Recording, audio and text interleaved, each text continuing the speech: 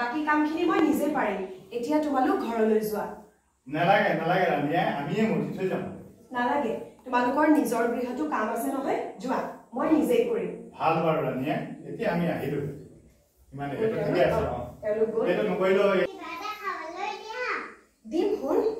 কিন্তু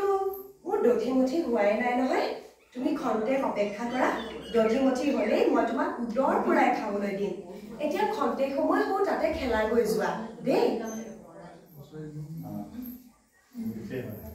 আৰ মাজত দেখোন আমাৰ কানুক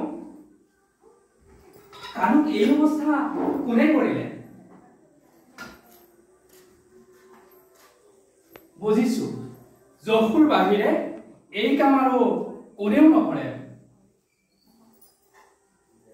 যিবোৰ আলাসৰ লাৰু পানী যেন কোমল শৰীৰ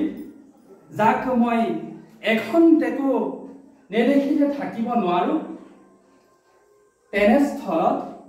নিজ সন্তানক নিজ মাতৃ হৈ আজি এনে শাস্তি প্ৰদান কৰিছে জখু জখু কি হ'ল কি হ'ব আৰু তুমি বাছাক উৰালে ককালে বান্ধি থৈ গলা বাছাই টানোতে টানোতে হৌ অৰ্জুন গছ দুজোপাত গছ দুজোপাৰ লগাই টানি আছিল তাৰ পাছত কি হ'ব আৰু মই ভিতৰৰ পৰা এটা বৃহৎ শব্দ শুনি আহি দেখো অৰ্জুন গছ দুজোপা অভালি পৰি আছে আৰু তাৰ পৰা আঁতৰ মই দেখো নেদেখোকৈ দেখিছো দুজন দেৱতাই স্তুতি কৰি আছে এইবোৰ কি হৈছে মই একো বুজিব পৰা নাই জখু আজিৰ পৰা এতিয়া বাছাক লৈ যোৱা তুমি আগুৱাই দিবা নিজ সন্তানক আজিৰ পৰা তুমি এনে ব্যৱহাৰ নকৰিবা যাত্ৰা বৰ্তমান যেহেতু চলিয়ে আছে বিশেষকৈ উজনি অসমত ৰাসৰ আমি নাট মঞ্চস্থ কৰা হয় তাৰ মাদকতা সুকীয়া আৰু ৰাসত যিকোনো এটা চৰিত্ৰত অভিনয় কৰিবলৈ পোৱাটো আমাৰ বাবে অত্যন্ত সৌভাগ্যৰ কথা আচলতে কাৰণ আধ্যাত্মিক দিশৰ পৰা আৰম্ভ কৰি আৰু এটা খুব ভাল কথা হয় যে আমাৰ এই কণ ল'ৰা ছোৱালীসকলে দেখি শিকে ঠেকি শিকে পঢ়ি শিকে কিন্তু ইয়াত এনেকুৱা ধৰণৰ এটা পৰিস্থিতিৰ সৃষ্টি হয় যে দেখি ভগৱানৰ গুণ গৰিমা ভগৱানৰ কীৰ্তি কেনেদৰে কি মহিমা আছিলে এই গোটেই বস্তুবোৰ বছৰে দেখি শিকে ময়ো একেবাৰে সৌভাগ্যবশতঃ একেবাৰে সৰুৰ পৰা ৰাস দেখিছো কাৰণ মোৰ গাঁৱত মোৰ ঘৰৰ একেবাৰে কাষতে ৰাস হয় আৰু যেতিয়াই বিভিন্ন ঠাইলৈ যাওঁ আজি যিহেতু পানীখাতিত আছো উজনি মাজুলী নৱজ্যোতি কৃষ্টি সংঘই আয়োজন কৰা ৰাসত আজি ৰাতি মই যশোদাৰ ভাওত অভিনয় কৰাৰ এক সৌভাগ্য লাভ কৰিছো তাৰ কাৰণে উদযাপন সমিতিৰ ওচৰত কৃতজ্ঞ আৰু চেষ্টা কৰিম ভালদৰে কৰিবলৈ বিভিন্ন ঠাইলৈ যাওঁতে আচলতে কি হয় সেই ঠাইৰ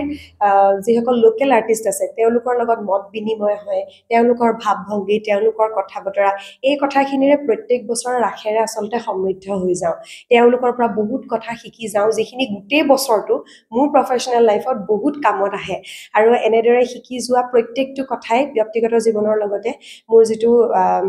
প্ৰফেশ্যনেল জীৱন আছে সেই জীৱনটোতো যথেষ্ট অৰিহণা পেলাই আহিছে আৰু মোৰ কাৰণে খুব ভাল লগা অনুভৱকেইটা মই ৰৈ থাকোঁ ৰাস কেতিয়া আহিব ৰাস কৰিম